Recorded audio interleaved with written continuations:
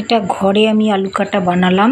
তো এতে নিয়ে নিয়েছি তোমার আলুকে নুন দিয়ে সেদ্ধ করে নিয়েছি, আর সেদ্ধ করে নেওয়ার পরে ওতে কিছুটা চানাচুর, পেঁয়াজ কুচি, আর ওপরে আমি একটু ওই মানে চাটনি করেছিলাম, সেই আমড়ার দিয়ে যে চাটনি করেছি তার একটু রস ছিল, যেমন তেঁতুলের আচার দিয়ে করে সেরকমই আমি তেঁতুল আর আমড়া দিয়ে করে রেখেছি।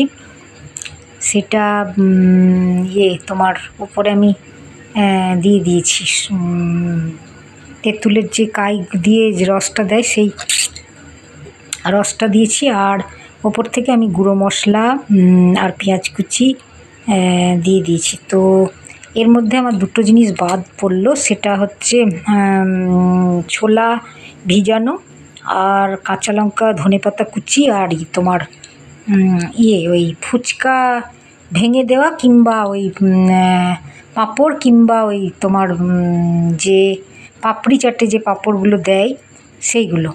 তো ঘরে তো সবসময় ওই জিনিস থাকে না না, এবং করতেও অনেকটা টাইম লাগবে, সেই জন্য আমি ওগুলো পাঁপড় হয়তো ভেজে দিয়ে দিতে পারতাম, কিন্তু টাইম লাগবে এবং পাঁপড় ভেজে দিয়ে এতগুলো আইটেমস দিয়ে আমি খেতে পারবো না, পেটটা ভর্তি হয়ে যাবে, সেই জন্য পাঁপড় ভাজা আমি দিলাম না। আর আমার আজকে আমি ছোলা ভিজিয়ে রাখিও নি, ওই জন্য ছোলা ভিজে হলো না।